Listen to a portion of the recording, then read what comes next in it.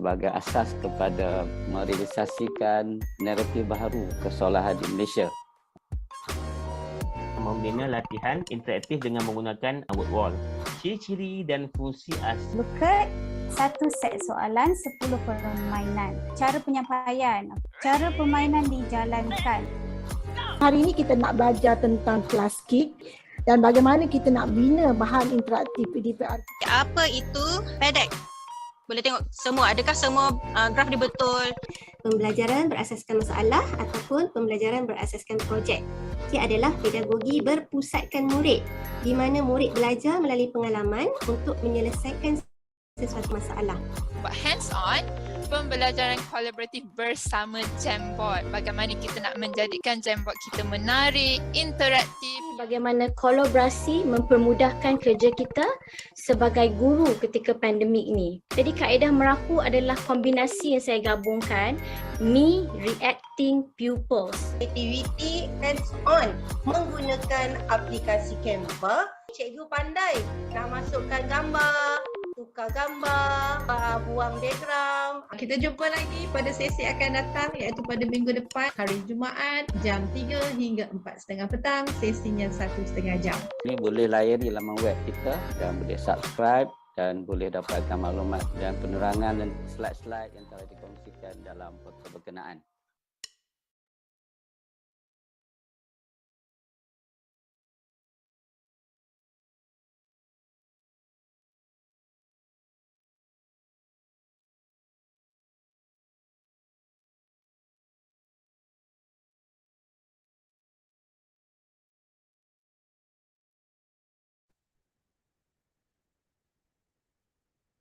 Bismillahirrahmanirrahim. Assalamualaikum warahmatullahi wabarakatuh. Salam sejahtera.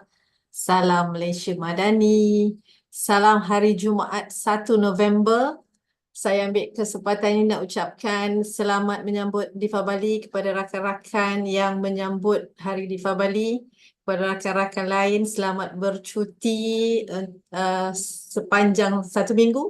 Bukan, hari Rabu, Khamis, Jumaat, Sabtu, Ahad. Kepada yang berbahagia, Datuk Dr. Mahinder Singh Nahar Singh, Koordinator CDL yang sentiasa bersama-sama dengan kita, kepada rakan-rakan pengetua, guru-guru besar dan juga para guru serta mungkin hari ini ada anak-anak didik kita bersama-sama dalam siri Snippet, Reflect On dan juga CDL yang ke-165.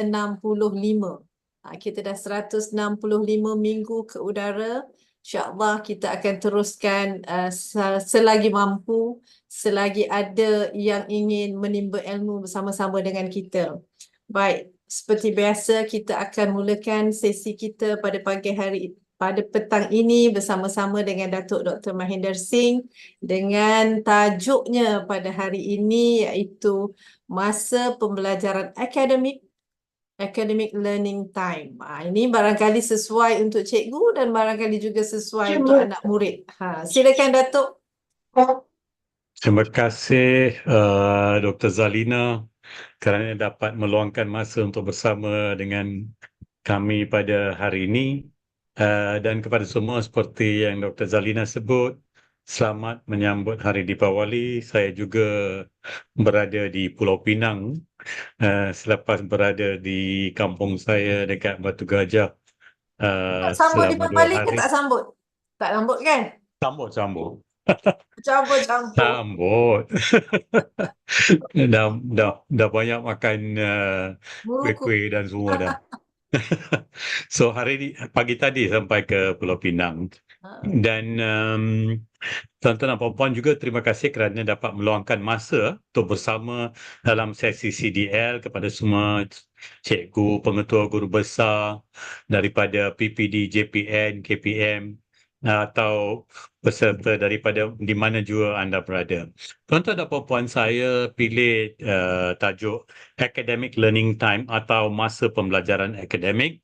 Seperti yang disebut oleh Dr. Zalina, tajuk ini memberi satu imbasan kepada kita semua kerana kita pernah bertugas sebagai guru, dan saya rasa bila saya akan bincang perkara ini tentang academic learning time. Kali pertama saya lihat terminologi, saya teliti terminologi ini adalah pada tahun 1988 actually, dan masa tu saya lihat academic learning time untuk mata pelajaran pendidikan jasmani, kerana itulah mata pelajaran yang saya ajar di sekolah. Maka saya terpanggil bila kaji bagaimana academic learning time ini mempengaruhi mata pelajaran pendidikan jasmani. Dan saya sedar bahawa bila kita ada 40 minit untuk mengajar, murid dah keluar, dah habis 5 minit dia tukar pakaian, dan tinggal lagi 35 minit, tolak masa untuk pelajar kita kena lepaskan awal supaya dia boleh tukar pakaian untuk masuk semula ke kelas, maka kita mempunyai 30 minit saja. So apakah konten atau kandungan yang kita nak sampaikan dalam masa 30 minit? Termasuk gerak kerja kumpulan, gerak kerja individu dan gerak kerja kelas secara menyeluruh. Satu pegangan saya adalah bila murid dah sampai di depan saya dan alat ada, saya akan suruh mereka ambil alat kalau kayu hoki dan ambil sebiji bola dan terus mulakan aktiviti. Awalan warm up itu dah gunakan kelengkapan sukan dan sebagainya. Kerana saya nak pengalaman itu 30 minit itu digunakan dengan sepenuhnya. Perkara yang sama juga kita dapat aplikasikan untuk mana jua mata pelajaran. Kalau anda lihat di paparan slide yang pertama ini, what is your time worth as a teacher? How do you maximize instructional time in the classroom? Anda mempunyai masa bagaimana anda dapat memaksimalkan PDP supaya academic learning itu berlaku dengan sebaiknya. Dan kalau anda lihat kotak yang kecil di atas tajuk ini, academic learning time. Kalau students are engaged unsuccessfully, mereka ada di situ tapi tidak terlibat dengan, tidak memberi tumpuan, tidak memahami, tidak dapat satu kaitan dengan tajuk yang sedang diajar secara dengan jayanya, maka kalau anda lihat sebelah kanan arrow-nya, anak panahnya ke bawah. Academic achievement will be reduced. Kalau students are engaged successfully, then academic achievement anak panah akan mengarah ke atas. Maka ada, kalau dalam bahasa penyelidikan kita kata positive correlation. So, korelasi positif hanya akan berlaku kalau students, pelajar kita terlibat secara jayanya dengan apa yang kita mengajar dalam masa 30 minit, 40 minit. Kalau waktu dua double period, maka apakah kesannya dalam waktu kita mengajar tu? So, in academic learning time, it's not only a measure of the quality, but it's also the measure of the quantity of time. Kajian oleh OECD menunjukkan memanjang-manjangkan waktu belajar persekolahan tidak semestinya boleh membawa pembelajaran yang dengan jayanya. Tak semestinya. Kadang-kala kalau tak silap saya, pada bacaan saya, kalau di Saudi Arabia, waktu belajar tu panjang. Tapi bila dibandingkan dengan setengah negara Eropah, penguasaan murid adalah rendah daripada negara yang masa pembelajaran atau masa persekolahan itu adalah lebih singkat. Yang penting adalah both the quality and quantity kena seiring. We must make sure there is sufficient time and apa yang kita ajar tu meletak betul kat quality tentang PDP kita. Next slide please. So masa pembelajaran akademik ialah jumlah masa dan quality masa kita tu yang digunakan oleh pelajar untuk melaksanakan sesuatu tugasan. Tugasan di sini dalam arti kata lain pembelajaran. Kalau itu adalah satu olahan dalam matematik, maka sejauh mana kadar kejayaan murid itu dalam menguasai olahan tersebut. Kalau saya mengajar macam mana nak menggelecek bola hoki dalam pendidikan jasmani, sejauh mana murid menguasai asas, mungkin satu kemahiran kecil dalam permainan hoki. So, kita kata masa pembelajaran akademik itu tercapai apabila apa yang kita ajar, pelajar dapat belajar. Masa pembelajaran akademik adalah satu-satunya masa apabila pelajar belajar. That is academic time. Not bila kita masuk kelas, kita cerita pasal benda lain, bersihkan kelas, pungut sampah dari bawah. Yes, it is good. Please don't get me wrong. Kutip sampah masuk dalam bak kelas. Okay, hari ini kita akan mula belajar. That's learning, the soft side of learning. Right. Tapi yang penting adalah masa pembelajaran yang kita nak sampaikan kandungan yang termaktub untuk hari tersebut. Dan masa pembelajaran akademik ialah tempoh yang tepat apabila aktiviti pengajaran sejajar dengan kesediaan pelajar dan pembelajaran berlaku. Kalau tuan-tuan dan puan-puan ada masa nanti, cuba Google teachers readiness to teach versus students readiness to learn. Kalau kita masuk kelas, kita punya semangat nak mengajar tu perlu tinggi. That's teachers readiness to teach. Tentang tajuk yang kita nak mengajar. Dan pada masa yang sama, kita nak bawa pelajar kita bersedia untuk nak belajar. This is a very important concept. Student readiness to learn. Student readiness to learn bukan saja dari perspektif psychological, tetapi dari segi physical, mental, emosi, social, rohani, semuanya. The holistic students wanting to learn bila cikgu matematik masuk, cikgu sejarah masuk. Tapi kalau kita masuk kelas dengan semangat yang rendah, bagaimana kita nak harapkan semangat yang tinggi daripada pelajar? So we call this the inverted U theory. The teacher's readiness to teach versus students' readiness to learn. So kita kena bawa semangat pelajar untuk nak belajar apa yang kita nak ajar pada hari tersebut. Untuk setengah jam ke, 40 minit atau sejam dan sebagainya. So adalah amat penting untuk kita bersedia. Right? Sebab tu persediaan mengajar, pada pandangan saya, it's not about big lesson plans, long lesson plans. There can be long lesson plan, tapi kalau kita tak dapat sampaikan masa pembelajaran akademik itu dengan dalam tempoh yang tepat, dan kita tahu senang nak sebut tentang differentiated learning, tapi bukan mudah bila ada 40 murid dalam kelas.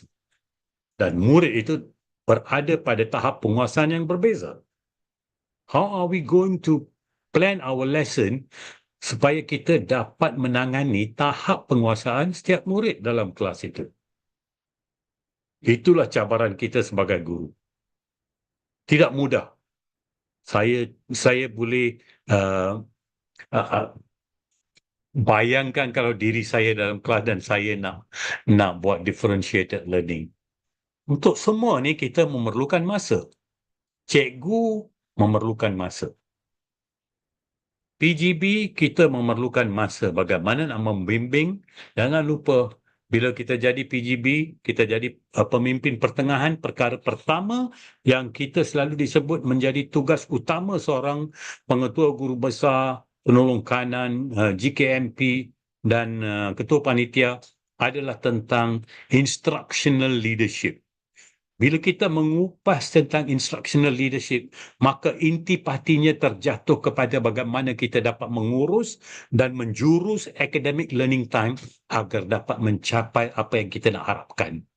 Kalau kita kehilangan detik nak rasakan academic learning time ni, maka di situlah berlaku learning loss. Tidak semestinya pandemik saja menyebabkan learning loss.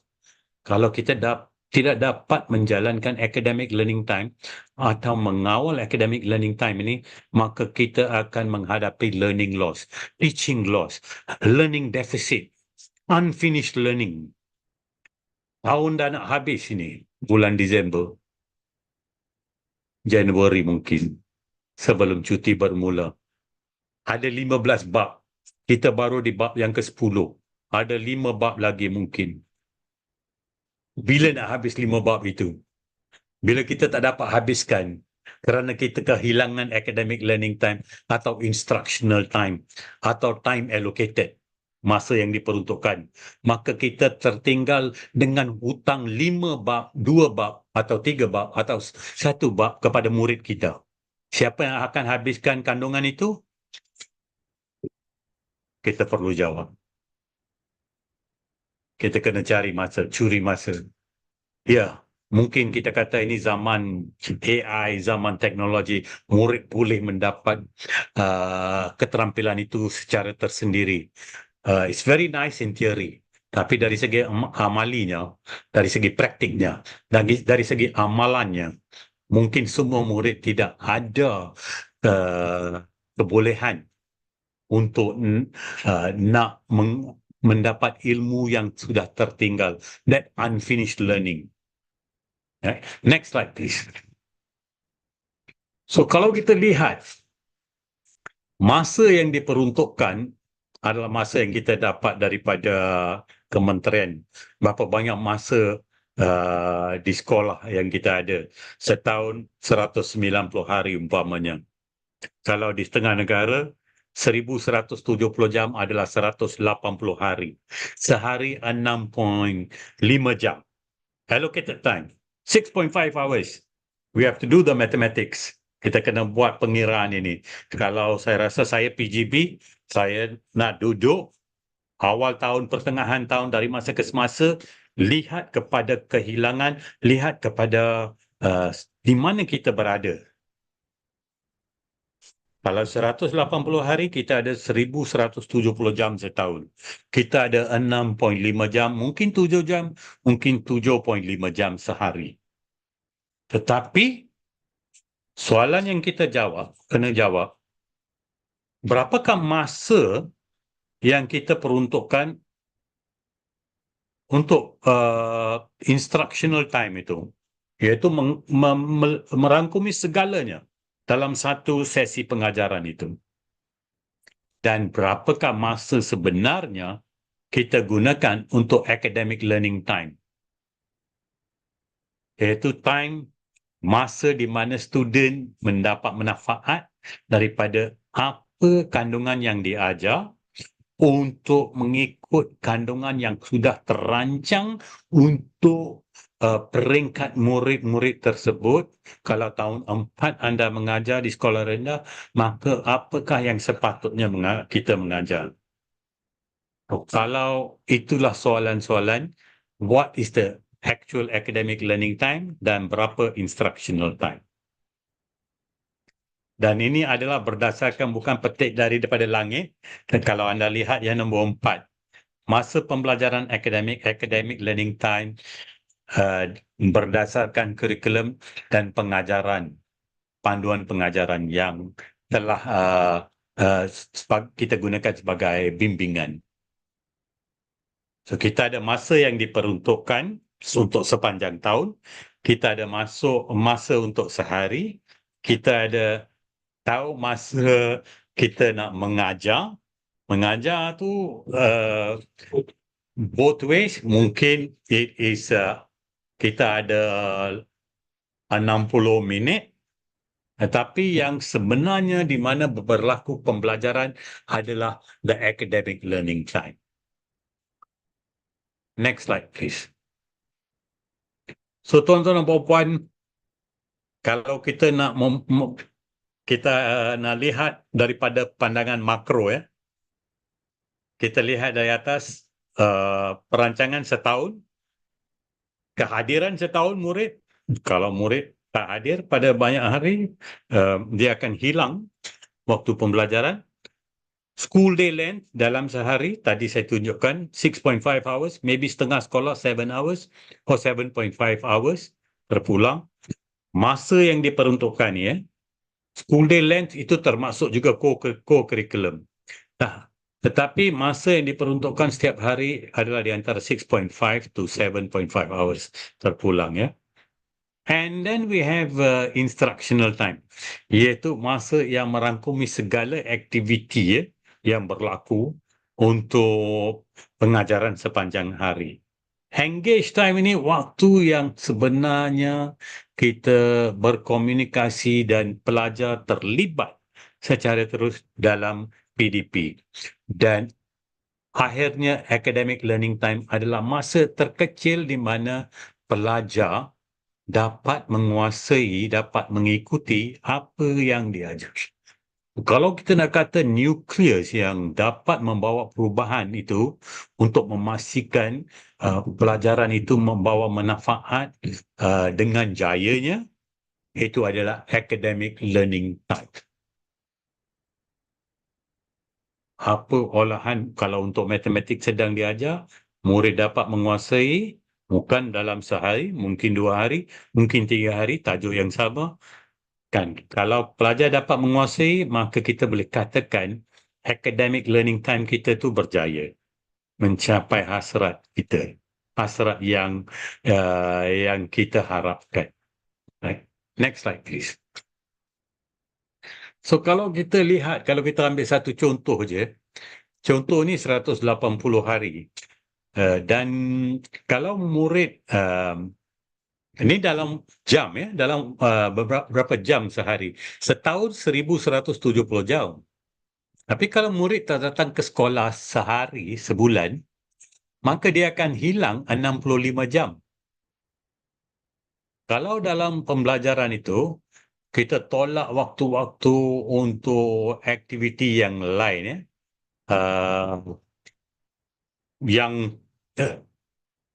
untuk rehat, untuk di sekolah kita tak bagi waktu untuk lunch, mungkin di asrama penuh ada, dan perkara-perkara lain, non-instructional time, kita mungkin kehilangan 270 jam.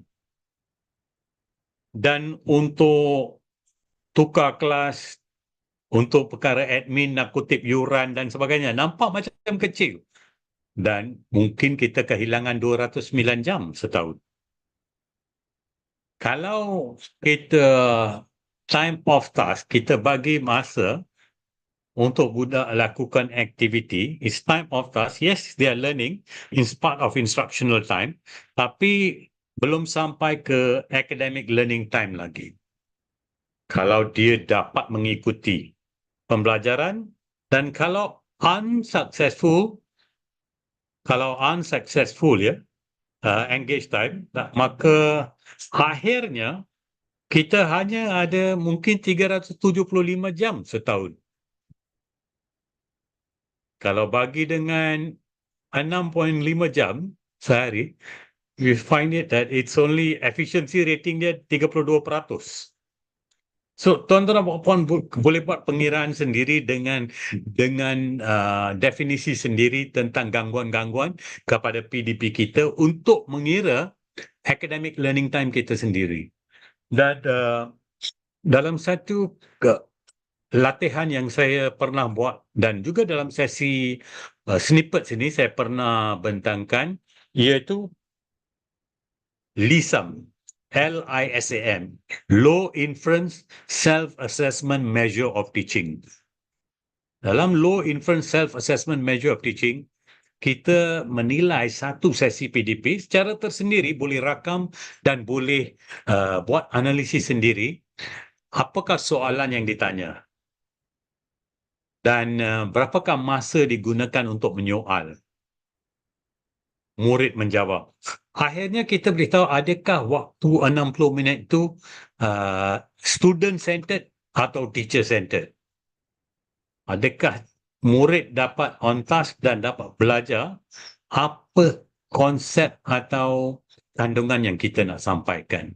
So if you have time, anda boleh Google LISAM LISM, low inference self-assessment measure of teaching.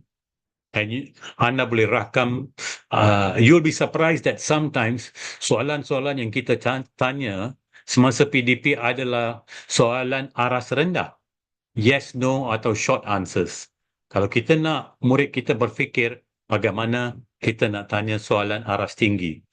Tetapi kita tidak tahu. Saya sendiri bila mengajar dulu, saya pernah lalui perkara ini, bahawa kita dah terlalu biasa dan kita hilang pandangan atau hilang hala tuju bahawa dalam PDP kita perlu mengajar, bertanyakan soalan yang aras tinggi. Kerana kita dah selesa, tetapi seperti saya sebut, bila saya mula tadi, bagi cikgu, bagi kita semua, kita perlukan masa untuk merancang pembelajaran yang terbaik. Di luar sana, ramai orang tersilap. Mereka ingat, cikgu ni bila ada free period, oleh kerana istilah free period mula digunakan daripada tahun 60-an, ingat cikgu ada free period. Cikgu sebenarnya tak ada free period. Cikgu sibuk. Dan kalau nak merancang seperti saya sebut tadi, instructional time, academic learning time, you think you can do it within 20 minutes? Lebih lagi kalau anda mengajar Form 5, Form 4, Form 2, 3 aras yang berbeza. You think what? Saya kadang-kadang tak faham bila orang kata cikgu mereka longgokkan tugas cikgu ni seperti kerani. Saya kata anda mempunyai... Kita pergi ke universiti semester pertama dalam ijazah pendidikan. Kita belajar tentang falsafah pendidikan. Kenapa kita belajar falsafah pendidikan? Supaya kita tak dapat falsafah sesat. Kerana falsafah pendidikan dari awal, mereka dah meletak betul pemikiran kita tentang bagaimana nak mengajar, apakah pendidikan, apakah tunjang kepada pendidikan. Tapi orang pentadbir yang tak tahu tentang pendidikan, kalau dia datang dari bukan golongan pendidik, mereka di luar sana, mereka melihat pendidikan seperti kerjaya-kerjaya lain. Dan saya bila ada peluang, saya selalu betulkan. Please do not equate the job of a teacher to that of a clerk or any other job for that matter. Kerana jenis tugas kita adalah tugas yang berbeza. There is no free period. In fact, dah mengajar, berdiri dan mengajar untuk 4 jam, cikgu dah letih. You're standing for 4 hours teaching. Dan itu adalah satu tanggapan yang salah. Cikgu banyak cuti. Do you know how many holidays Dr. Zalina tahu? We were both in Finland a couple of months ago. Summer holidays are about 10 weeks to nearly 12 weeks. 10 weeks. Right? 10 weeks they are on holiday. So can you imagine? So cikgu, saya lihat sekarang, tahun 70-an dan 80-an, cuti kita adalah 6 minggu pada hujung tahun. To me, 6 minggu, 7 minggu cuti adalah sangat penting. Itu pun ada yang menjalankan pengawasan peperiksaan. So kalau bergilir, alright. So tuan-tuan dan puan-puan, balik kepada tajuk kita, academic learning time. Kalau anda lihat di sebelah kanan, kita mulakan nak kata dasar, tapi satu panduan, saya ingat tahun 2012 atau sebelum itu, melindungi masa instructional, MMI. So we need to protect academic learning time. We need to protect time allocated for teaching and learning. We need to protect instructional time. Dan bukan salah sesiapa, ya, murid keluar untuk sukan, murid keluar untuk, cikgu keluar untuk kursus, cikgu keluar untuk jadi pengadil bola sepak dan sebagainya. It goes on and on. So, bagaimanalah kita perlu bantu cikgu-cikgu yang ada dalam sesi hari ini. Kita kena bekerjasama dan bantu pihak kepimpinan sekolah. Ini bukan sesi menuding jari atau kepada siapa. Tapi bagaimana kita nak cari formula yang terbaik. Satu equation yang terbaik untuk memastikan kehilangan learning loss, teaching loss, learning deficit and unfinished learning ini tidak menjadi terlalu ketara. Kita kena cari formula. So, cikgu kena bantu pihak kepimpinan sekolah. Ingat, kita berada di sekolah.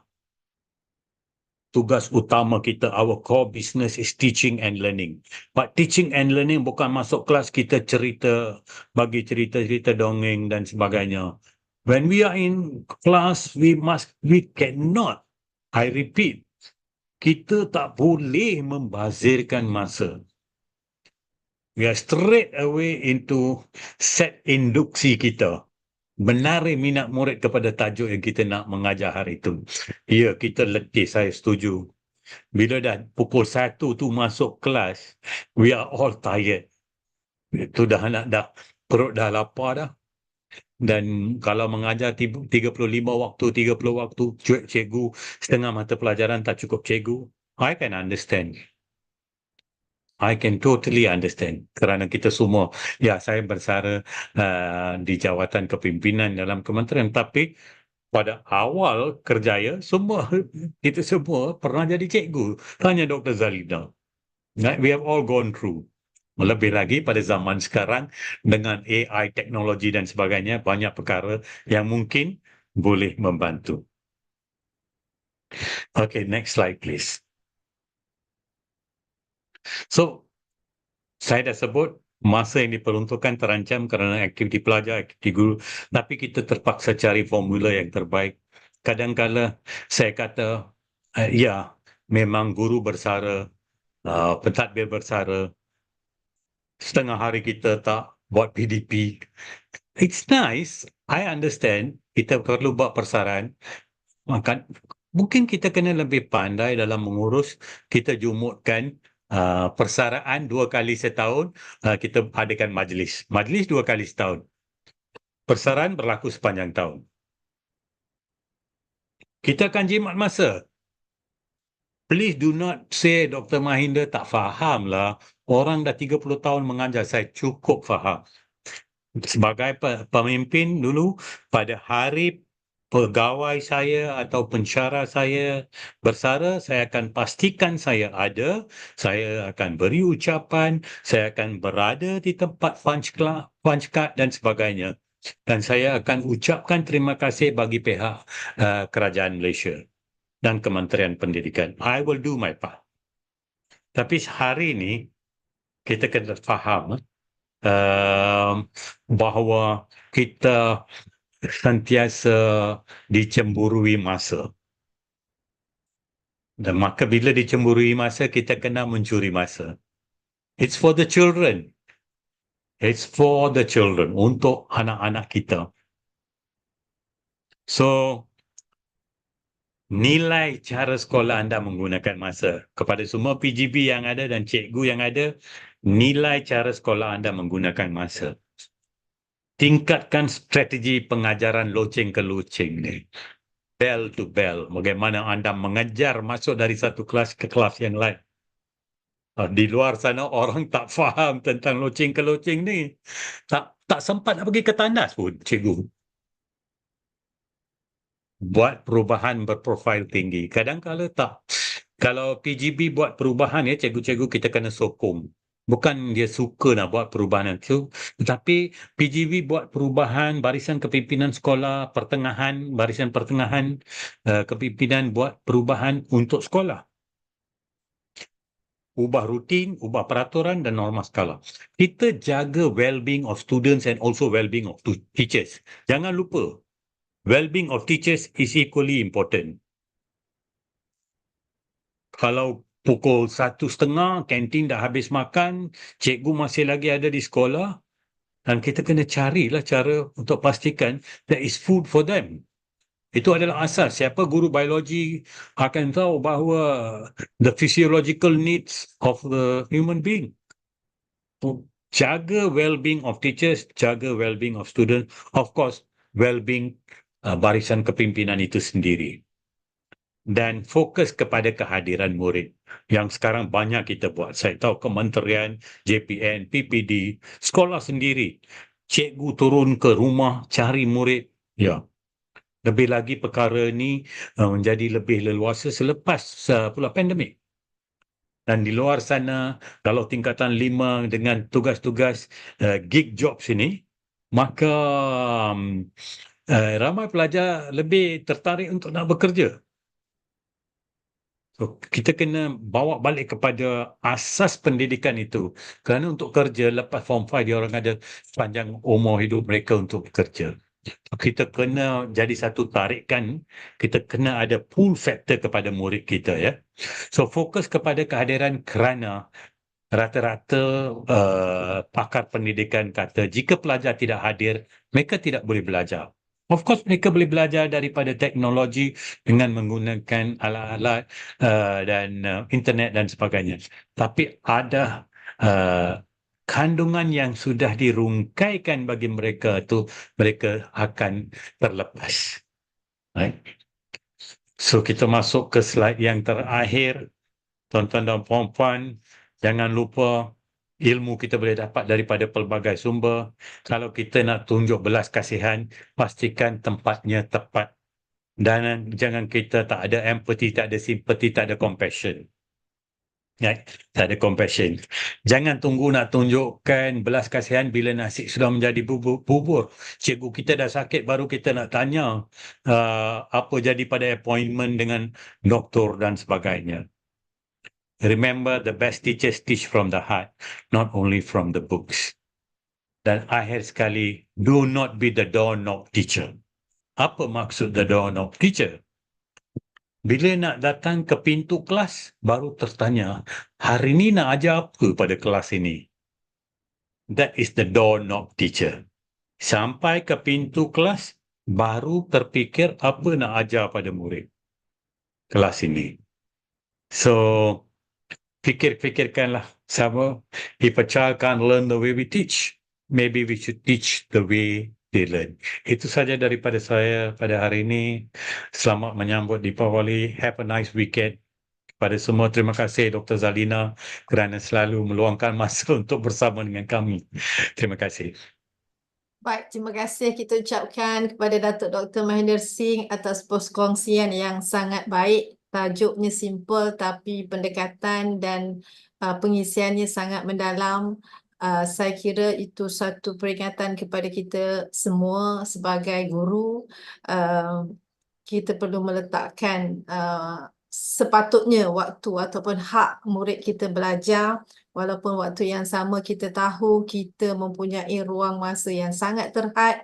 Kalau kita tengok anak-anak kita rupanya belajar hanya 375 jam dengan 32% aja daripada 180 hari yang diperuntuk.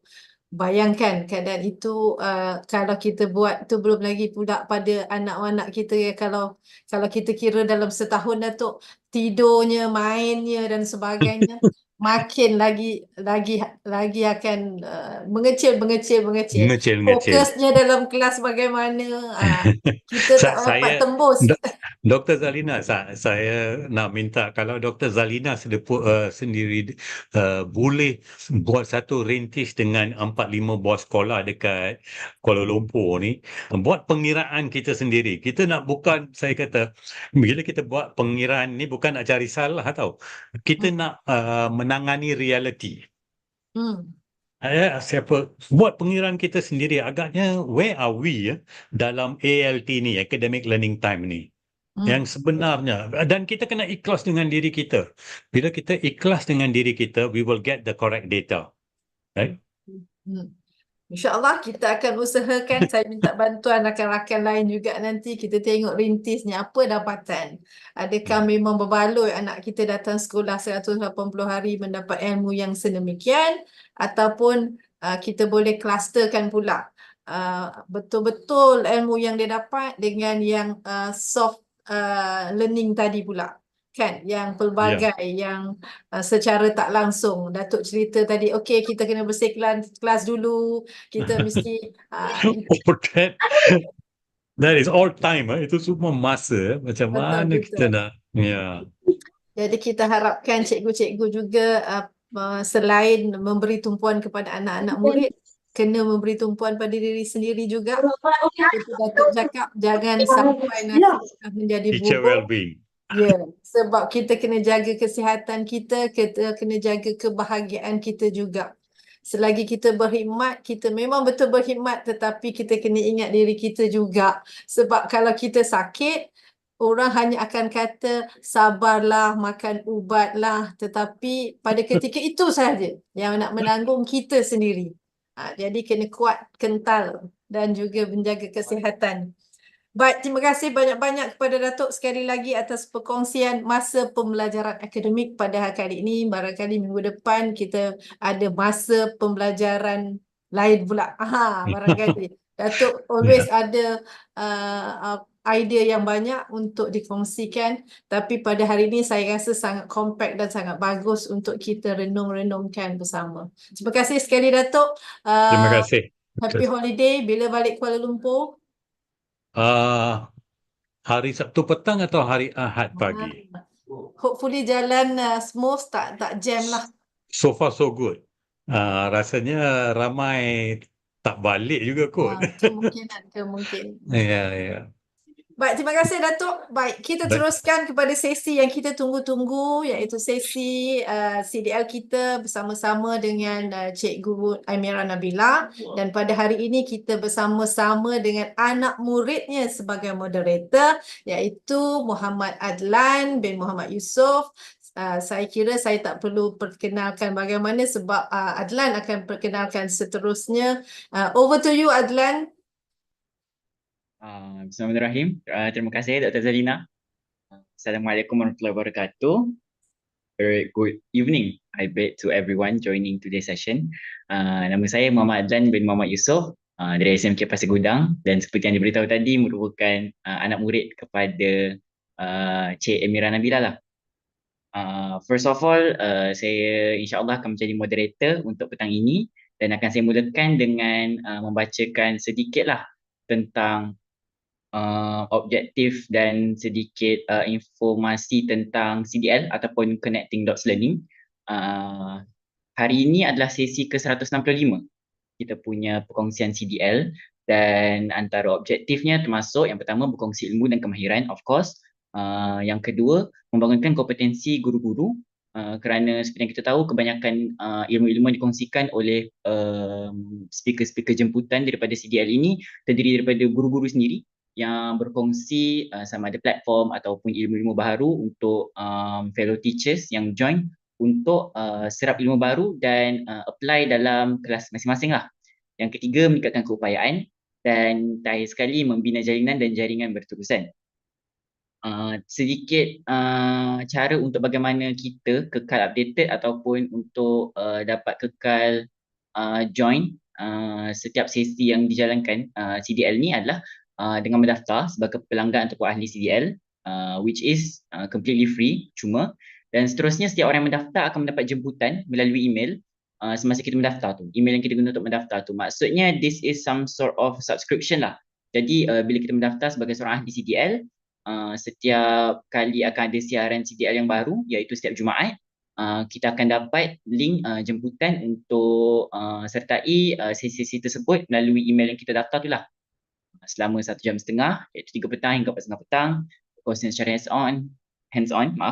Dan akhir sekali yang mungkin akan benefit pelajar-pelajar sekolah yang sertai sesi CDL ni adalah sijil yang disediakan menerusi pautan yang akan diberi, link akan diberi waktu penghujung sesi nanti, insyaAllah.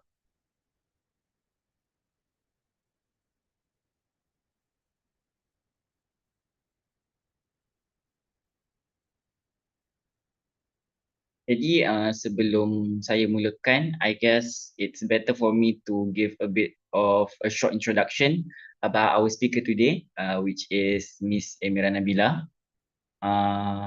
Like as mentioned, her full name is Amira Nabila binti Ramli. and she has been working in SMK Pasir Gudang, my school, since 2014 up until today, 2024, which makes it almost 11 years, I believe. And her highest achievement or her educational background would be finishing her BEd TESOL in Canterbury Christchurch University in Canterbury, Kent, United Kingdom.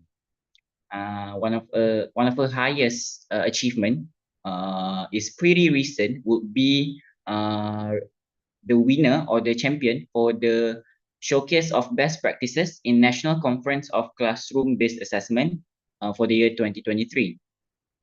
And personally, I would like to share a bit, since I am her student ever since I was Form 4. I have witnessed myself how Miss Emira worked so hard in trying to, showcase her practices, not only my class, but every class that she has been teaching, on how she incorporates technology in her everyday learning in class, how she uses Google Documents, Google Drive, how she uses artificial intelligence, all shows that she is very, very competent and a very, very skilled teacher in this field in using technology. So I think it would be a really, really valuable experience for everyone, the teachers and students that you are joining today. And let's hope that we will get lots of valuable stuff for us to incorporate into our daily life, insyaAllah. Saya serahkan kepada Cik Emira Nabila. Okay, Bismillahirrahmanirrahim. Can I be heard? Yes. Oh, Alhamdulillah. Okay, thank you very much to my student Adlan. This is also an opportunity for me to showcase, among the students that I have in school and what they are capable of. And thank you to everyone present today for, I appreciate your presence for today, especially due to the fact that, this is something new that we can all learn, especially in terms of, the advent of artificial intelligence and how we can use it in our learning, especially untuk learning English too. So thank you, Adlan, for the introduction. Thank you, Dato' Dr. Mahinder and Dr. Zalina for the input that we received just now. Definitely eye-opening for me.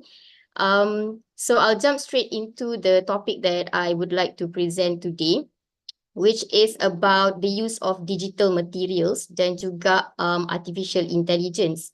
So basically, my aim in getting us to be here today is to acknowledge the fact that we should all be embracing the use of digital materials, especially AI, because of the potential that it has to somehow make us a bit more competent in our learning, especially because of the resources that we can get.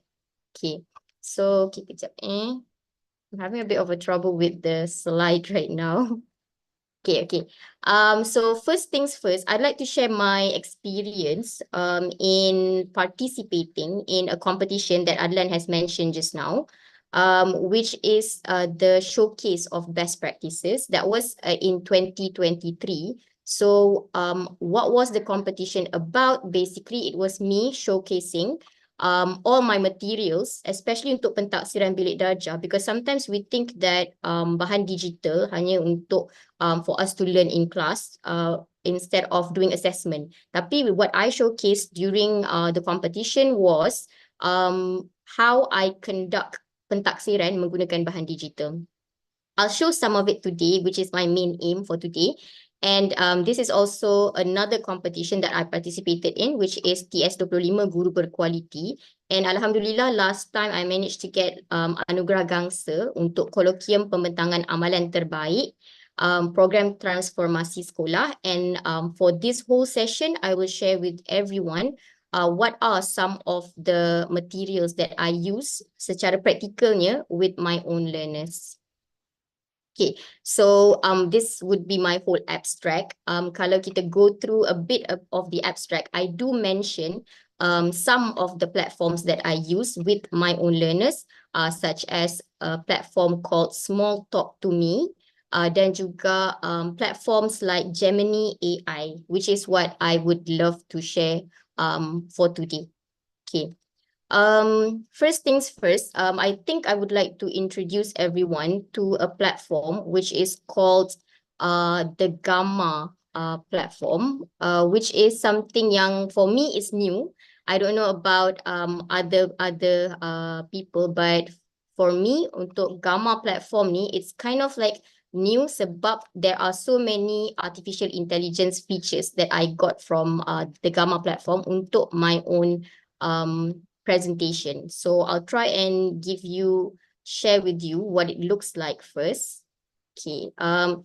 It is a platform which is basically we are using this platform untuk membina presentation, but we have AI incorporated in the presentation, and therefore it makes it it gives it a lot more dimension lah in our learning. Okay, so this is what it looks like. So untuk presentation that I did dalam pembentangan last time, even for my own students, what I would encourage adalah untuk diorang try and explore platforms yang ada incorporate artificial intelligence. So for example, if I'm presenting right now, okay, among the features yang I definitely encourage students to explore adalah dia punya AI feature. Since our topic for today adalah artificial intelligence, okay, so if you look here, nampak my screen right now. So kita ada some features untuk artificial intelligence such as improving the writing, fixing the spelling and grammar. So for an English teacher like me, definitely I feel like this would benefit my learners if I am expecting them to present in an English classroom. So during that process of them building the slides, they can definitely try out some of the AI feature here. Okay, so I'll try and talk us through the topic that I've selected for today. Another feature of this Gamma platform here is the spotlight feature. Okay, as you can see here, bila kita present one whole slide, for example, we will have a lot of input. Tapi bila kita guna the spotlight feature, we can see that dia akan focus on certain things only. So my topic for today is embracing digital transformation, and my objective is to get all of us, not just educators, bukan sekadar guru saja, tapi students as well, to adapt ourselves to the digital landscape. Because sometimes kan ada students yang macam bila kita ask them to do digital work, they feel like they are not ready, they prefer to do the handwritten task. But with technology, with the use of Google Document contohnya, banyak sangat incorporated feature dalam tu that they will be missing out kalau diorang tak guna.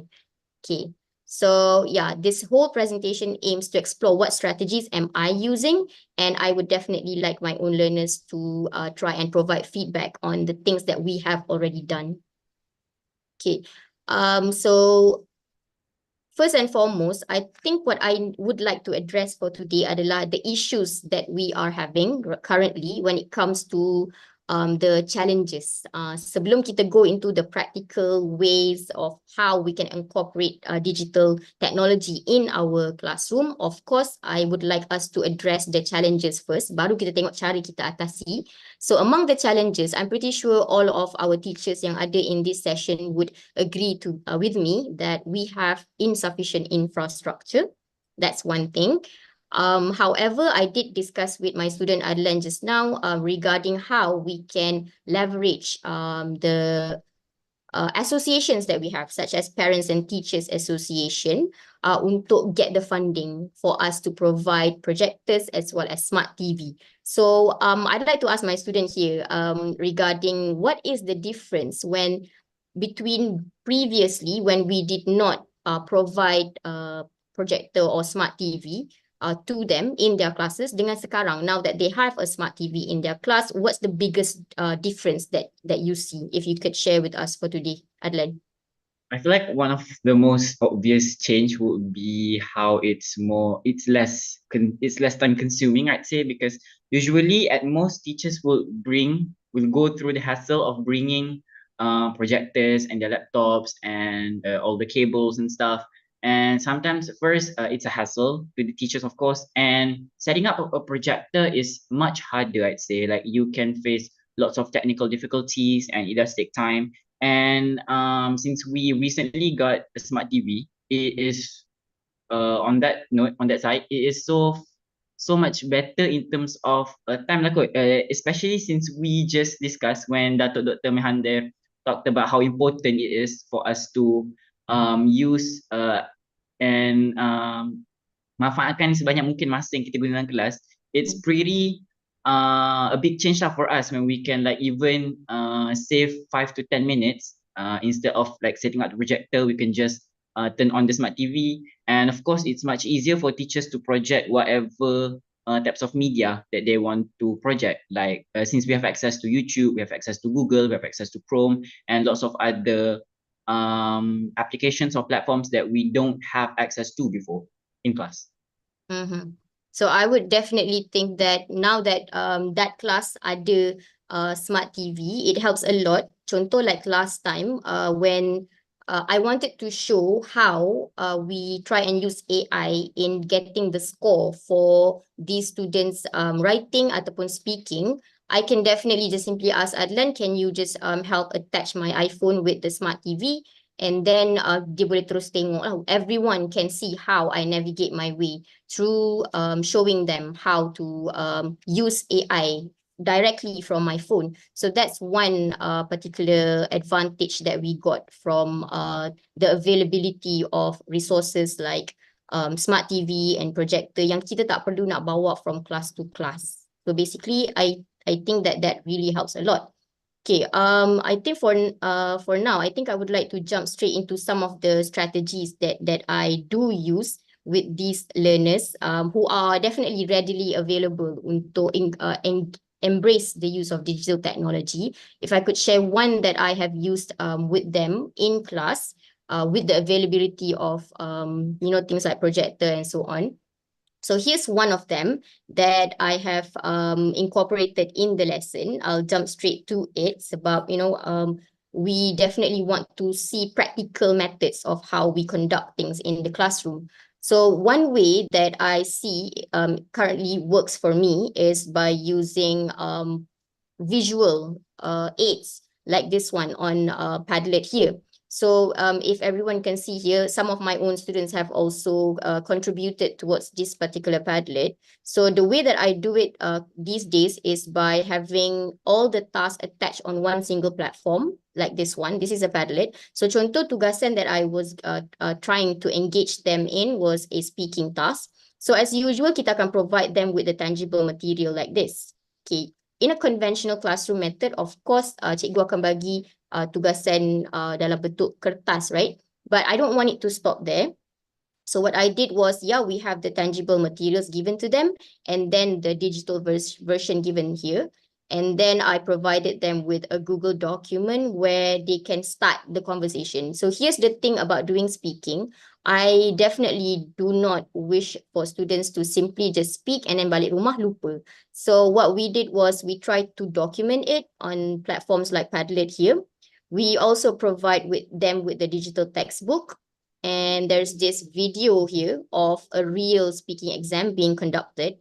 And one thing that I think is perhaps a bit different from a conventional speaking class is that they have this audio here, whereby they can speak to my phone, and then I will attach their audio pada Padlet like this. So as you can see, we have all their audio here, and this makes it a little bit more, we can document what they said. Okay, some of my students, they will give me their dialogue like this, and how do we ensure that students get... Ajak Abang Siri bersama. Okay, sorry. We have Puan Fadlina. Can we have the microphone muted? Sorry. Okay.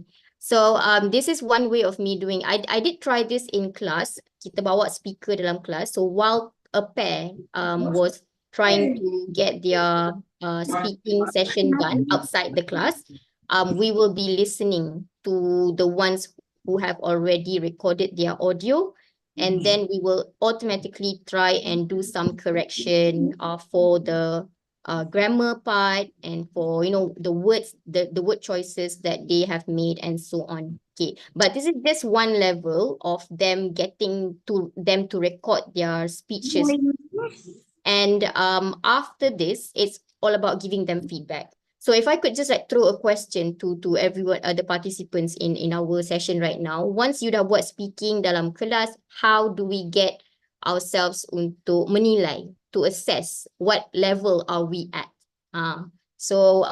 To my students who are in this session, if you can just share your experience. And perhaps Adlan, do you have any suggestion as to how we can assess ourselves and get like a valid score for our speaking?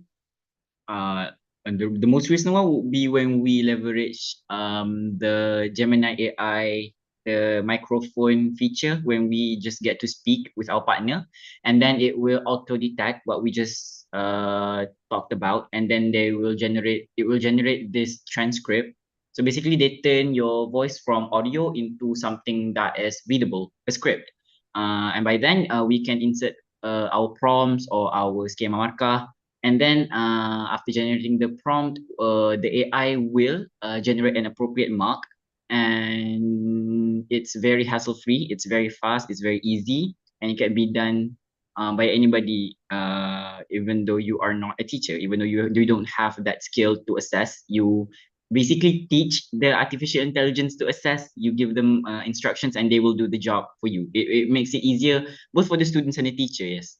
Okay, so what my student has mentioned just now is the use of artificial intelligence platform like Gemini AI here, whereby instead of us just asking Gemini untuk provide us with a dialogue, what we did was we inserted the marking criteria.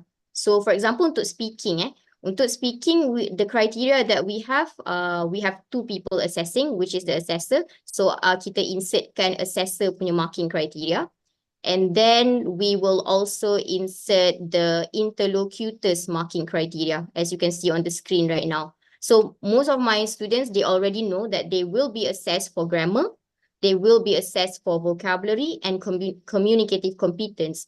And once they give the dialogue dalam versi written, some of them, they will have it handwritten, but of course, Adlan and his friends, they have already showed me that daripada handwritten dialogue, they can also turn it into text by simply using Google Lens. Okay, or they can use AI like this to turn the image of their handwriting into text. So once we've got the marking criteria here is where the magic happens, which is where we insert our students' dialogue that they have written, and we get the score like this. Okay, so this is definitely something that I feel every English teacher can definitely benefit from. But you can give very, very detailed feedback to your learners. If I could just like show you, I definitely did it in a more organized manner. Yeah, of course, we can also use ChatGPT, mentioned by Tarvin there. So what I did was I used the Delima platform to make sure that my learners write their dialogues first. If I could show that first on the screen, like this.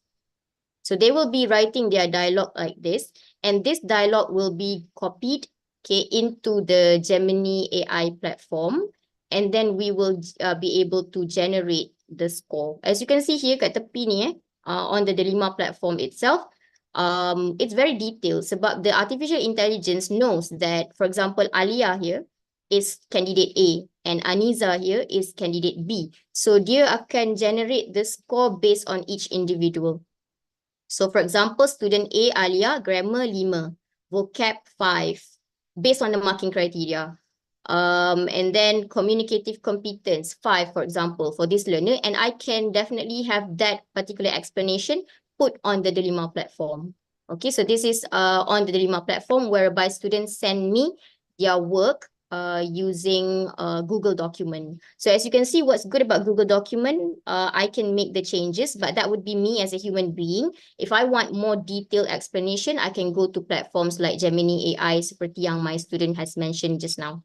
Okay, so I'm hoping that we can all try it out sebab it gives us this satisfaction of knowing that platforms like Gemini AI or Microsoft Copilot ataupun the one mentioned just now, ChatGPT, they can give us something yang lebih valid compared to you simply do a speaking text and then you leave it there. You don't know what your marks are. So that's perhaps not the best way to do it. One more thing that I would suggest based on our interaction with Gemini AI last time, once we have gotten our score, mungkin contoh skor kita tak penuh, right? Our score was perhaps 5 contohnya. But once we have platforms like Gemini AI here, what I did was I would prompt the Gemini AI to provide a dialogue based on my students' dialogue just now. Please enhance it and then get us a higher score. Okay, so dia akan generate an example speech that gives a bit of a higher score. And then last but not least, I will ask the Gemini AI to provide us with a table like this. So I'd like to ask Adlan just now, since you have a table like this, Ken, the one with the CEFR level, okay, so how does that help you in your memory retention contohnya, or in your effort to improve your speaking? Does it help? It does help a lot because when I was a Form 3 and Form 4 student, I used to have like this manually handwritten vocabulary list out, and it's very disorganized, it's very inconsistent, and it's very easy as someone who is clumsy, it's very easy for me to lose some of the list. And when you can automatically sort them by their CFR level, by their part of speech, by their usage, it's very easy in terms that you can generate a vocabulary list, a digital vocabulary list that you can store inside your phone, and you can have access to pretty much wherever you go that you have a phone in your hand. And since you said that these vocabularies were derived from the enhanced speech that came from the speech that the students have created, it's actually easier for the students to memorize, because we don't like blindly ask for the AI to generate random C2 words. It actually came from our idea. So somehow I would say it's easier for us to remember, because we don't ask the AI to generate, we ask the AI to enhance. So based on the prompt, it will follow our idea. So it will be easier for us to remember because the idea came from us, the students. Yeah, good point. I would say that's definitely an important point sebenarnya, because we don't want students to rely entirely on artificial intelligence without engaging in the thinking process. It Because builds the the learning, stigma as well. yeah, the learning process happens through the thinking process first. So based on their idea, barulah enhancement tu berlaku. So that's one way that I feel like my own learners are benefiting from digital technology, and not simply just asking AI to do their work for them. That beats the whole purpose lah sebenarnya. What do you think? Yeah, it's definitely like that. Like I said in every classes, me personally as Miss Emra student, it's not like we get question like an essay question from Miss Emira, and we insert the question inside a chat GPT and we ask generate a 20 out of 20 appropriate marks for this question. We will attempt the question first in class, and then when we have access to artificial intelligence, when we have access to internet technology back at home, then we will generate the enhanced version of the essay, which is why in our Google Drive, our writing homeworks usually consists of two parts. First is our original idea, and then second part would be the AI enhanced version, which, like I said, was derived from our own idea. So it helps a lot because it gives us this consistency that we learn the traditional way in school, and then we managed to benefit from social media, from AI, artificial intelligence, back at home. So yeah, it does somehow give you this motivation to continue studying at home even after school ends.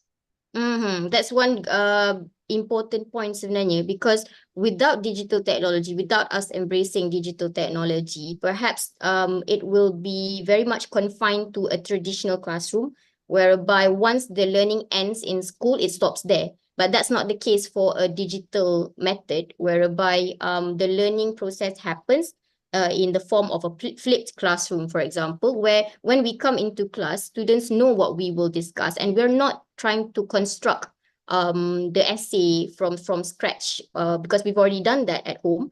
And now what we're doing in class is we're discussing what are the corrections that should be made. So contoh what Adlan was mentioning just now is that what I did with my learners, this one is from my 4 science learners. I think some of them are in this particular session, whereby we try and ask them to write their original essays in class first. And then saya akan minta mereka tukar their essays. So this student will take his friend's essay, another learner will take another person's essay.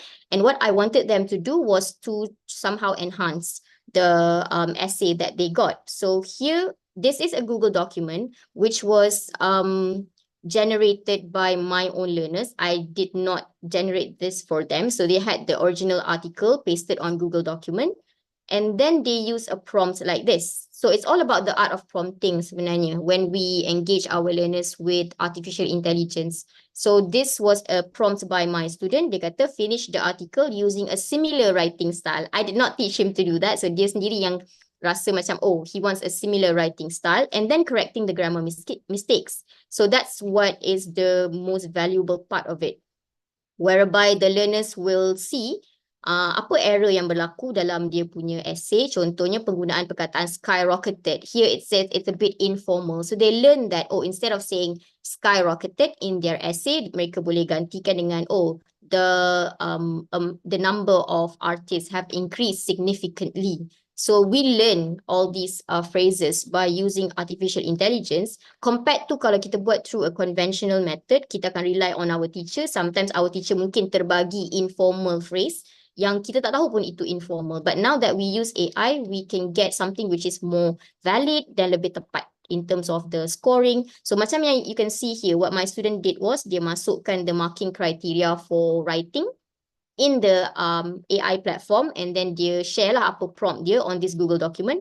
So use the marking criteria to correct any grammatical errors. Okay, and then dia akan keluarkan lah the score, overall score berapa, 16/20, for example. I find it quite interesting to see that, you know, the AI platform boleh somehow analyze our marking criteria and provide the learners with their own score. And I feel like bila dia boleh generate their own score, it helps them develop the autonomy that they need. Bukan sekadar mengharapkan guru, tapi dia boleh leverage the use of artificial intelligence and get something like this. So here are the prompts that my students have shared. And they did ask me in class what are the prompts that I do use, especially yang diorang berminat adalah the one yang menggunakan table ni, because they want to see mana perkataan yang tinggi C1, mana perkataan yang biasa A1 atau A2. And sometimes the questions that I get would be a teacher yang mana what are the words that I can replace this word with so that I can get a higher CFR. Not to say that benda tu sentiasa perlu, but sometimes it does help in getting them a higher vocabulary, both for their writing dan juga for their speaking. Okay. So that was us sharing about the use of the platforms that we've mentioned so far adalah Gemini AI, dan juga the Google document also has features yang boleh help us with editing and so on. So now I think I would like to share another platform within the limited time that I have for today, which is the Small Talk to Me platform. Okay. Which is what I mentioned in my abstract just now. So Adlan, can you just like talk us through what Small Talk to Me is, if you remember? I was very like really excited when I first found out about this website, when Teacher Mira asked my class to use this. First, it will start by giving you a series of speaking questions. It's pretty random. They ask you to talk about, let's say, some of the questions were like they give you some phrases for you to read to check your pronunciation, and then they give you some sort of questions for you to speak for about like 3 minutes, for 2 minutes. It's like a series of questions, and it depends on how long you speak, but I'd say it takes around 8 to 15 minutes depending on people. I forgot how long it took me, but when you're done, it gives this super detailed analysis of every single thing that you just said, to the point that it analyzes each and every word that you spoke, to the point that it can keep track of how many times you repeat certain words. So it can give you not only suggestions on improvements on your vocabulary, it gives you suggestion to improve on how to not repeat the same vocabulary, and also it will generate this table on the amount of C2 words used in your speech, the amount of C1 words. So it gives you this pie chart that shows how many percentage of B2 words, C2 words, C1 words, and then it has this like 5 pillars that shows 5 different skills in English, pronunciation, language. I forgot the full stuff, but I got C1 plus if I'm not wrong. Yeah, you did. Fluency, grammar, pronunciation, interaction, and vocabulary. It was really, really interesting. I was so excited. I also like received another feedback from one of Adlan's classmates who said that he felt very grateful that he had access to artificial intelligence platforms like this. This is actually a simulator, AI simulator, whereby of course we cannot conduct remotely. It's very difficult for us to assess our learners' speaking ability, but this is one way of doing it because we have access to their audio. Okay, once students have spoken, and then let's say they receive like a high CEFR level, like C1 here, everything's documented. We have a digital digital footprint of their spoken assessment that was done. So kalau let's say this student received C1 and the other students want to listen to it, what I did was I asked them to try and upload their certificate. That's one thing, and then they upload their speech or the audio that they have spoken. That audio gives us an idea of what words they have used. So kalau saya boleh share one student's result here, as you can see, kita ada audio kat sini, and then we have all the input that Adlan has mentioned just now. So we have 3 things that were looked at, such as vocabulary. For me, kalau macam untuk improve my students' speaking ability, yang paling penting adalah vocab dan juga grammar. Okay, those are the 2 things that I would like them to focus on. Because sometimes students, they have the idea dalam bahasa Melayu, dia dah ada dah in their heads. But then what's the word that they can use? And the good thing about Small Talk to Me ni, if you can see here, dia ajar kita the way in which a native speaker would say the same thing that we would like to express. Mungkin kita dah guna our utterances, our sentences dah betul dah grammatically, but they give us this rephrase sentence which reflects how a native speaker would be saying things. So that's something that I find interesting because we can learn new phrases which are more natural according to native speaker's speech. And in terms of pronunciation, this is how detailed it is. Dia kira kan, this is why it's amazing. What do you think about this one here? It allows us to see our speaking rates. How many words do we provide for each minute? What does that make you feel when you get to know this information? I guess as someone who not only learn English for the sake of education, I learn English because first I love English and second I would love to further my studies in United Kingdom. As someone who is learning English as a communication language, as a communicative language, it does help me to know how close I am to being a native speaker, which is why I also like to learn different accents and things like that because I wanted to sound as much as a native as possible because for the fun of it, and of course, like I said, because I want to prepare, let's say, to communicate with native speakers. If let's say, inshallah, I get the chance to further my studies abroad in United Kingdom or anywhere. Okay, can you remind me of how close you were to a native speaker's speech? What was the percentage last time? 80%, I think. Okay, so 80% close enough. So at least when we get something like this, it is based on data. Our us trying to gauge, when we're trying to gauge our level of performance, we have data to support us and we know that, oh, what's next? What do we improve on next? So, but it gives us all this data. Okay. So even when you have words that you have wrongly in terms of grammar, when we wrongly use the grammar, it gives us suggestions on, what are some of the things that we can improve on. So sangat detailed. And if teachers, there might be some teachers who feel like, oh, ini untuk kelas depan je ni kan. So I would like to advocate for the use of such platforms. This is not just for students yang advanced, because I did guide my students through the process and I can attest to the fact that not just students yang advanced sahaja yang try this platform out. even students yang from my lower intermediate learners, they also tried the platform out, and here's the evidence. So we've got students from 5SK3, 4SK3 who attempted, okay, and then they got levels like B1 plus, for example. At least when I know their CEFR level, I will know what sort of intervention that I would like to do, and how I can help them. And because some of them provide me with the link for their audio, we can definitely really look closely into what are some of the areas of improvement that are needed. Okay, so itu untuk platforms like what was it just now? Small Talk to Me. So actually I posted about this on Facebook, and it received I think like around 2,000 share dalam 2,000 shared by the teachers, which shows that our teachers are interested to try it out. It's whether or not they have the time to prepare for it, and whether or not their learners are ready for to embrace the digital landscape for us right now lah.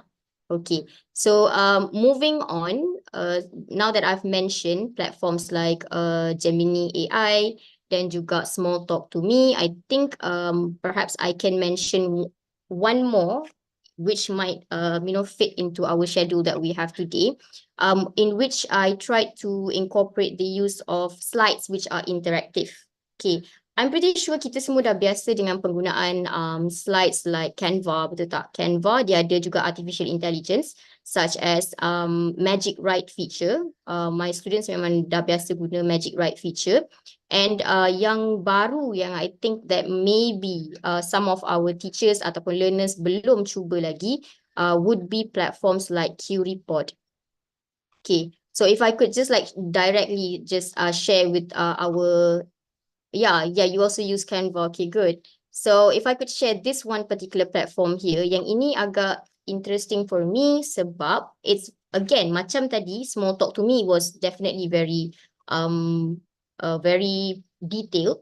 This one also provides us with an opportunity to make it more interactive, make our lessons more interactive. If I can just tell you, sometimes when I conduct bengkel with students in other schools, we go totally paperless. We did not have any papers given to students. So what I did was, memang everything's digital. They bring their laptop and devices, and they simply have to scan when I give them a task. So I'll show you here.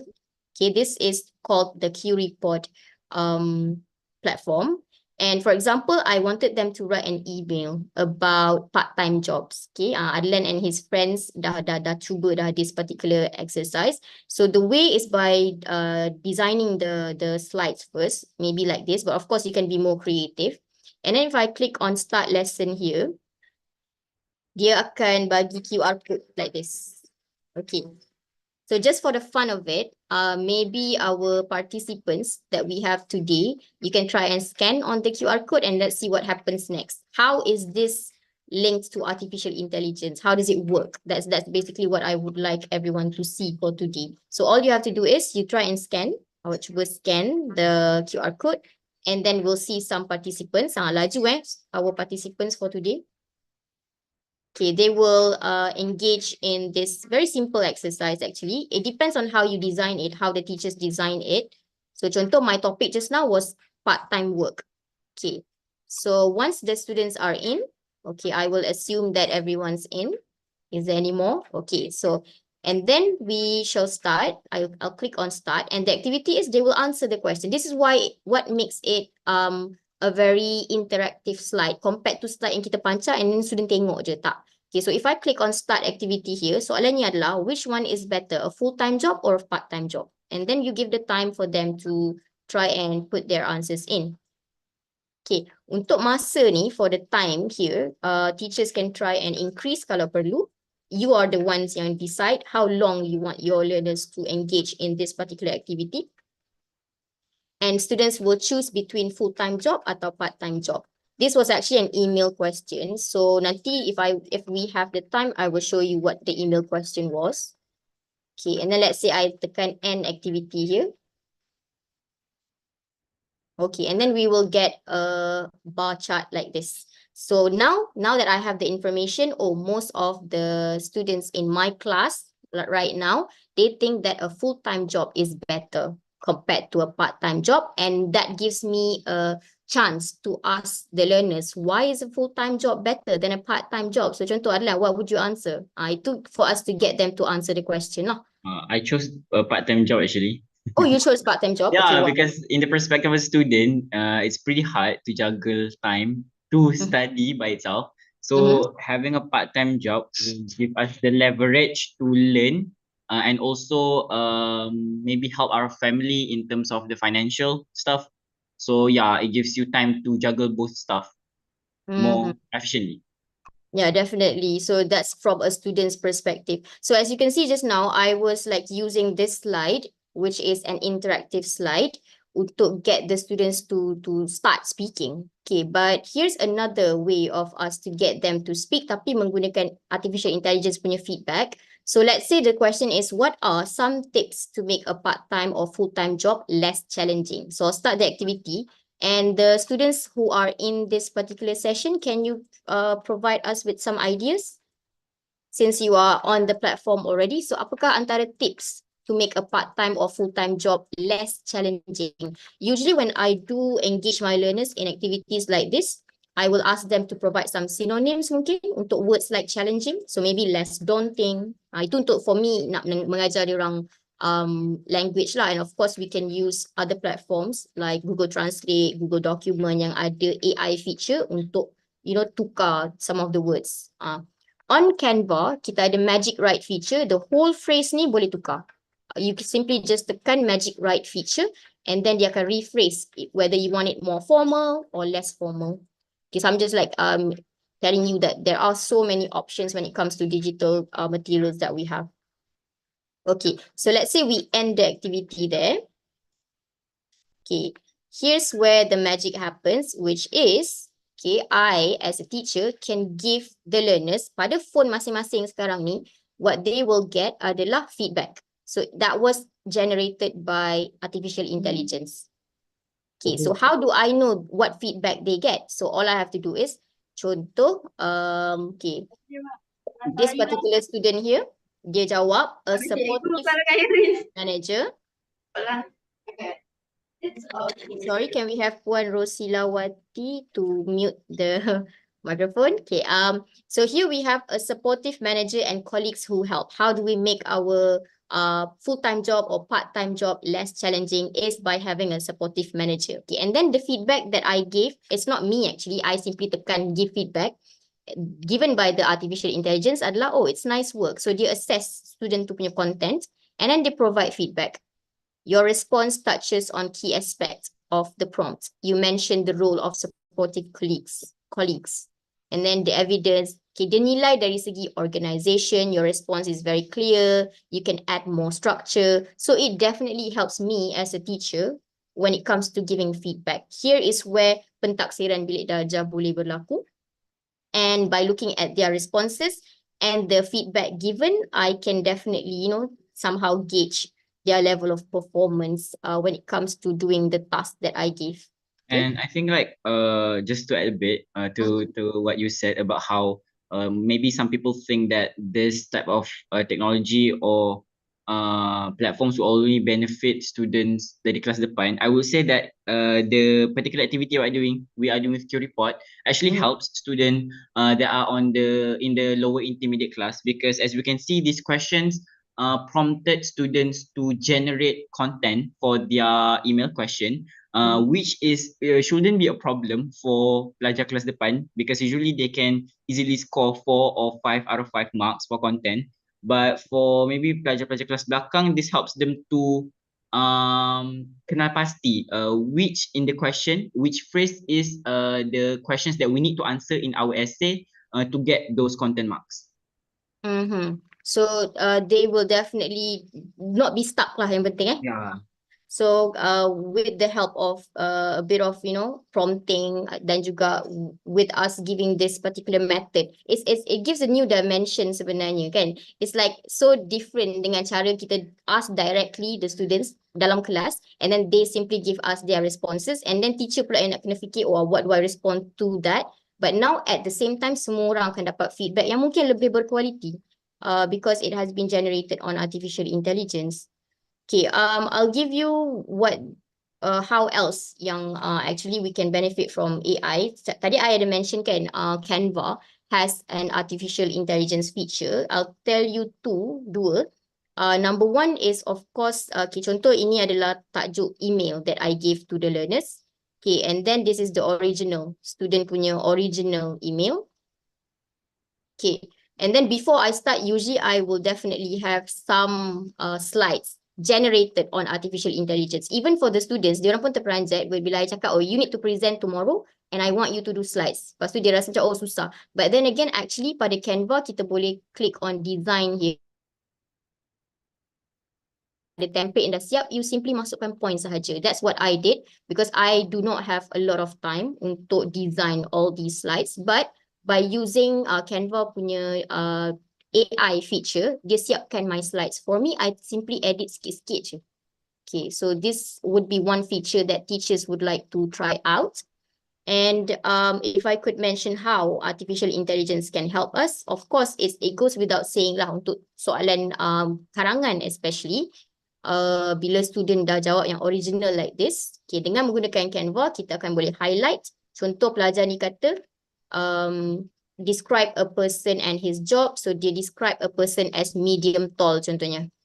Okay, tapi when we use artificial intelligence, kita dah generatekan the actual answer, kita akan dapat phrases like, oh salah tadi, dia guna medium tall tu salah. Patutnya dia guna medium height. So we get that word told to students and students can learn better sebab kita ada frasa-frasa yang generated by artificial intelligence here. So for example, for them to use phrases like fit and healthy, tak salah pun, but I can give other options like, oh, they can maintain peak physical fitness. So that's what I think is important lah when we try and ask learners to use artificial intelligence. Dia kena ada yang original version dulu, then kita upgrade. Gunakan platforms that mentioned by our participant tadi, dia gunakan ChatGPT. This one is ChatGPT. So contoh, kalau my student mentions dia suka English teacher sebab the English teacher is short and cute. So mungkin kita akan bagi words like petite. Okay, that one was generated by artificial intelligence and it gives us something yang lebih specific in terms of vocabulary. So because language is all about the right word choice kan, diction, pemilihan perkataan. So I feel like it has definitely changed how I do my lessons in class these days. Okay. Okay, so here's another AI generated slide here. And if I could just show you the magic right feature kat sini. Okay. Here we've got the magic right feature. So among the things that we have already done in class adalah kita tukar kepada more fun, kita boleh rewrite, we can make it more formal. If I could ask Adlan right now, apa kepentingan yang kita nak jadikan dia less formal ni kalau email writing? Have we discussed that in class before? Yeah, because usually email writing is meant to be people who are personally close to you, like a cousin, a relative, your mother, your father, your brother. Rarely it's for formal purposes, like maybe to a headmaster or something. I don't think I personally encounter questions like that. Usually itu macam reports for formal. So it's very important for you to have vocabularies for both because you will definitely encounter both of them in your paper. So you need to know, because me personally, I've been deducted marks so many times because of the error, the wrong usage of context lah, in a formal context or informal context. It's not necessarily the wrong word, but it's the wrong context. So now at least dengan bantuan platforms like Canva just now, we can definitely teach our learners, oh okay, here's the difference. Ini yang versi formal, ini yang versi informal. For them to try and clearly see how they can change their register. So talking about register, if I could just show you, because I'm currently preparing for a session untuk rakaman next week for national broadcast.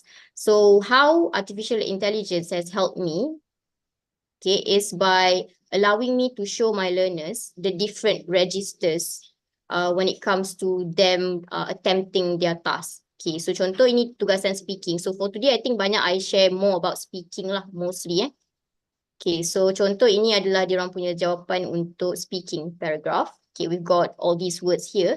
And then when we try and prompt, okay, I usually provide them with the prompt as well. Nampak kan? Okay, enhance this paragraph and I introduce them to the level yang ada. Because macam tadi diorang dah buat dekat small talk to me, dia tahulah B2 is a good level for them. Kalau nak up lagi, try and get C1 level. So we've got phrases yang dah enhance like this.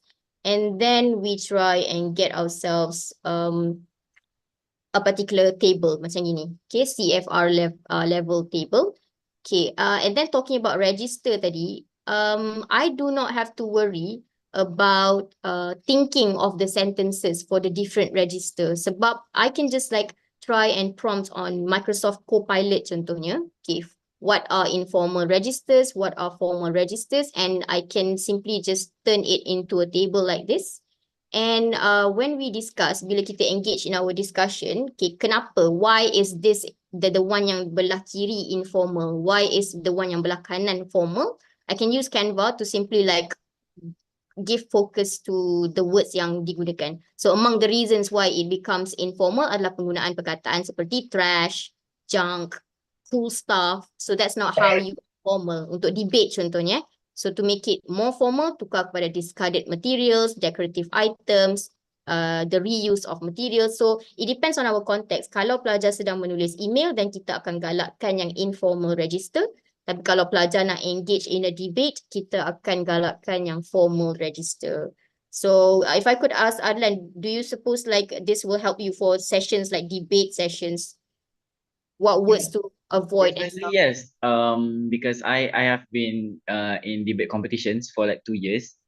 It's very important for you to know formal registers because first it makes you sound more professional because you know in debate it's not about arguing, it's about professionally discussing about matters without touching on any sensitive issues, and by using formal registers it shows that you are seriously engaging in that matter and that you're not taking things lightly.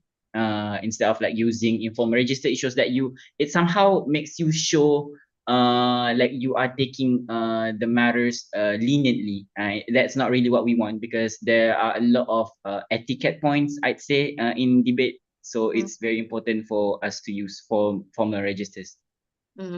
So membantulah I would say when it comes to not just kat sini, what we can see is that their learning is not just meant for classroom yang you know the normal classroom that they're in, but also untuk diorang punya co-academic endeavors. So kalau dia nak masuk debate, kalau dia nak masuk public speaking, what's the language yang that they can use. And I feel like you know membantu tugas kita as guru untuk we ourselves we are learning, so we are learning from artificial intelligence and it helps because we get information yang memang dah ada supported by data. Okay, I believe we have like around 4 more minutes and therefore I would like to just you know reiterate I think. Okay, why should teachers use artificial intelligence, especially those simulator that we have mentioned throughout this session, such as Small Talk to Me. Okay, number one, it gives our learners a more engaging learning experience. It gives more dimension to it. There is a unique way of them doing it and not just the conventional method, such as, you know, chalk and talk method dalam kelas whereby teacher tulis something on the board, dia orang salin. So that's definitely not how we should be doing things these days lah sebenarnya.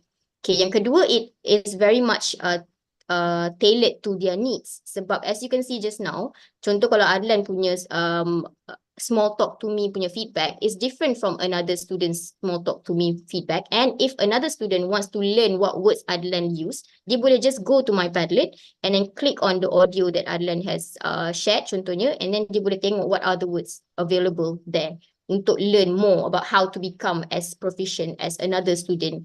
So it's us learning from each other in a very healthy way lah, I would say.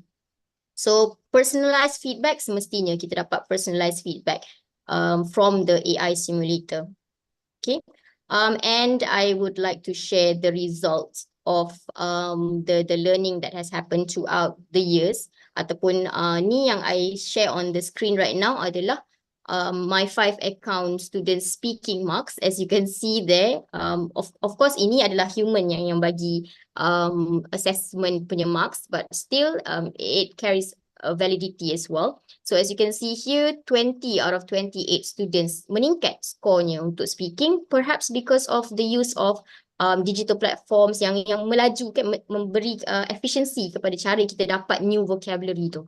Okay, so 20 out of 28 students increase in terms of their speaking marks. And then untuk my other class here, they attained higher scores for the reading component. And definitely I would attribute that to them learning more vocabulary faster by using digital materials.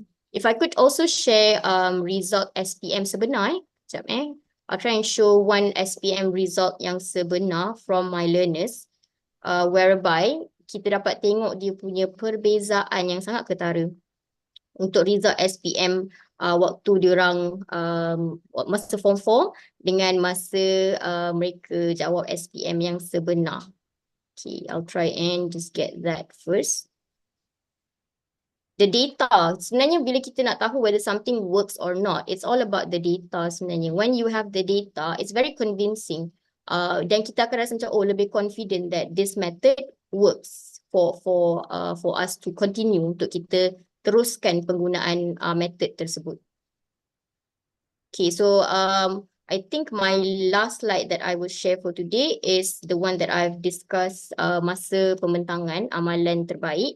And therefore here, if I can just like share this particular slide here, is where you can see here keberkesanan penggunaan teknologi digital ni. Sebab masa pelajar saya 4 sains tahun 2022 started off, diorang punya pembelajaran untuk English for 2 years with us in SMK Pasir Gudang. Dia punya grade purata untuk peperiksaan akhir tahun adalah 3.1 and cuma 12 orang dapat A.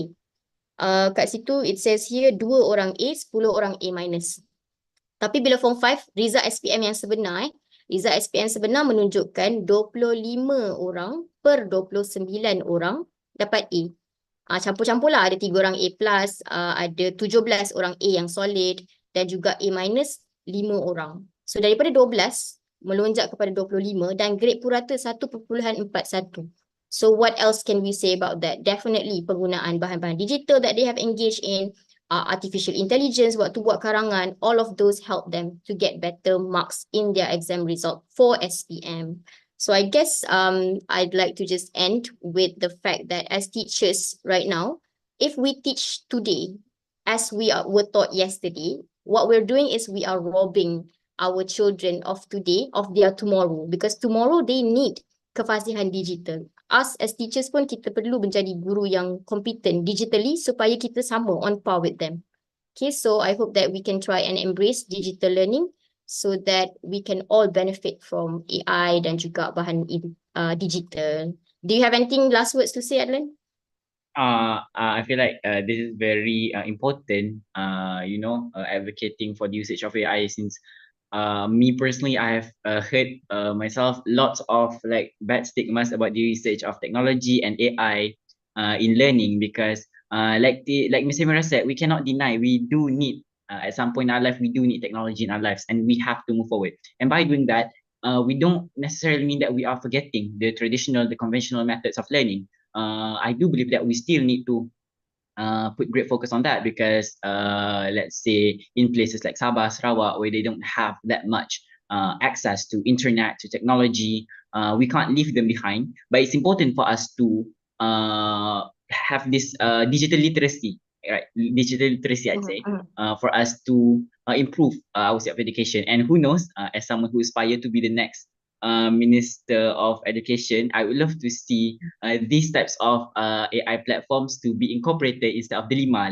We have 3 terabytes of free space in our Delima account. We have free Canva Premium. Who knows? One day we can get free premium ChatGPT. We can have free premium Small Talk to Me, and it does helps a lot if we think of it in a bigger picture of how many accessibility we can have if we were able to get our students' hands on this full potential of these artificial intelligence platforms. Okay. So thank you so much to everyone who have been present here, and I hope you learn a lot and you know how to strategize for your SPM, especially kalau yang students yang join, yeah. Okay, so thank you so much.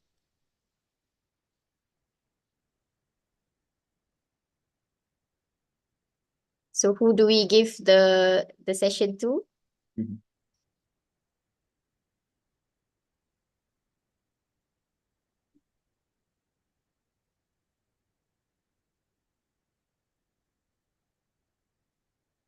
Okay, so I believe it's 4:30 and therefore we it's a wrap up for us right now. I think that everyone can look at your messages I think right now. So Get the you link. dah ada pautan kehadiran and then see how you can generate your certs maybe later. So we will try to make sure that everyone gets an opportunity to at least generate their as participants for becoming active participants for today.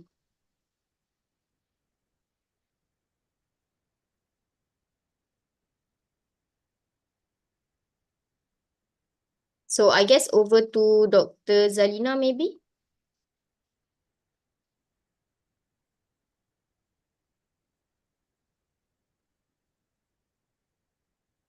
I'm interested to know, like, Adlan, how was this experience for you? It's very it's a very exciting thing actually, to being able to share my personal thoughts in such a big platform, international platform.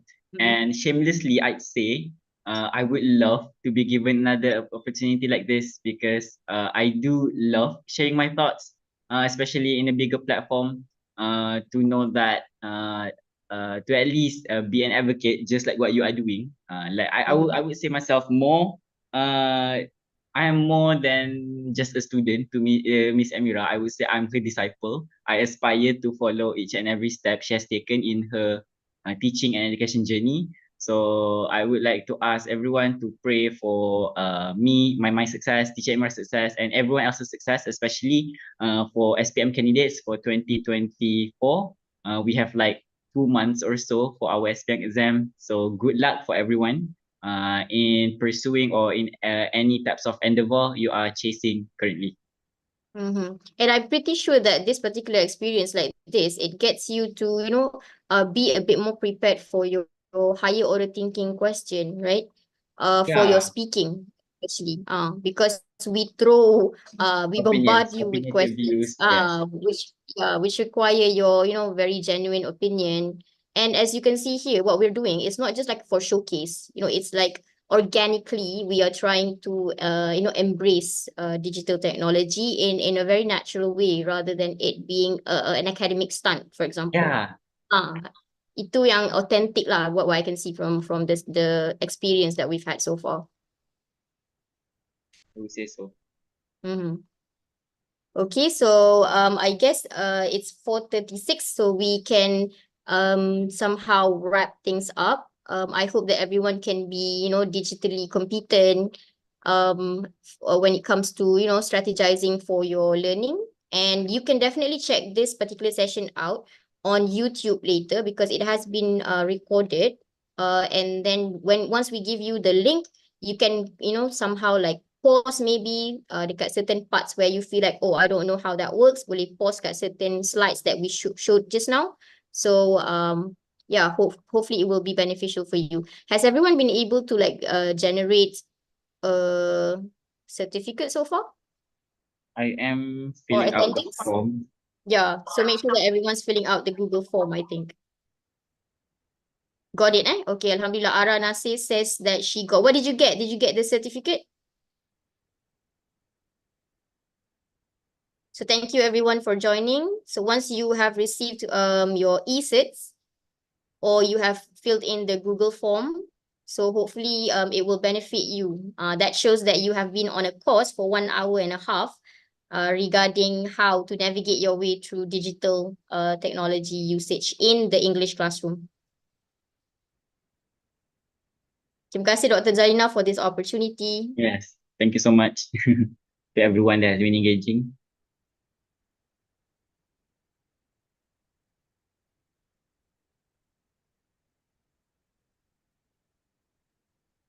Mungkin kita boleh tunjukkan poster untuk minggu depan, Urus Setia.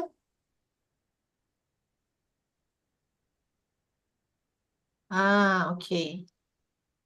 Baik, terima kasih kepada Cikgu Amira Nabila dan juga anak muridnya yang hebat, Muhammad Adlan. Perkongsian yang sangat baik, saya rasa memberi manfaat kepada rakan-rakan kamu juga di sekolah. Dan kita akan cuba lagi mendapatkan ilmu itu daripada Amira Nabila untuk sesi yang akan datang. Dan ini ialah untuk minggu depan kita akan bersama-sama dengan Cikgu Amirul bin Razali, Cikgu Cemerlang Matematik dengan tajuk Kompetensi STEM plus Digital. Again, digital lagi. Melahirkan guru cemerlang selari dengan dasar pendidikan digital KPM. Jangan lupa kita akan bersiaran pada minggu depan. InsyaAllah beramai-ramai kita join. Ajak juga kawan-kawan jadi Adlan untuk berkongsi ilmu pada minggu hadapan. Dan CDL yang diterima itu sangat berguna untuk anda semua, untuk anak-anak murid sebab boleh diguna pakai bila you all nak pursue ke universiti dan ke tertiary level nanti insyaAllah. Terima kasih sekali lagi. Kita nak ambil gambar kalau boleh. Bantu kita siapa yang boleh, yang masih ada lah kita ambil gambar. Cikgu Amiruddin ada tu. So, ini kita warming up minggu depan kita bersama dengan Cikgu Amir.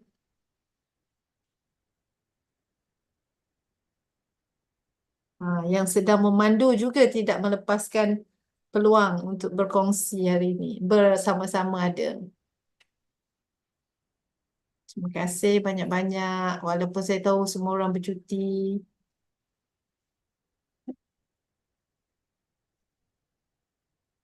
Terima kasih kepada Urus Setia.